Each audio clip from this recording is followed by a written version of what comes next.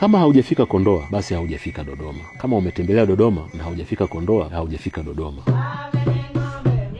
Duniani kituo cha michoro ya Miambani Kondoa tunatambulika kama sehemu yenye michoro mingi zaidi ambayo inapatikana katika eneo moja. Ni kituo cha urithi wa dunia.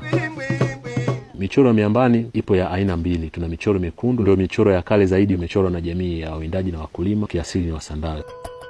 Pia tuna michoro meupe ambayo imechorwa na jamii ya wakulima na wafugaji, kiasili Warangi ambao wanaishi mpaka leo katika eneo hili. Michoro hii ni historia, tunahifadhi na kuiheshimu kwa vizazi na vizazi vingine vitakavyokuja. Ni sehemu nzuri kwa kufanya utalii wa kupanda milima, utalii wa utamaduni, pia utalii wa camping.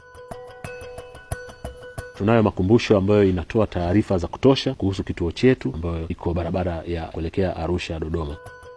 Napenda kuchukua fursa hii kuwakaribisha kupata experience ambayo huwezi kuipata sehemu yoyote katika nchi hii.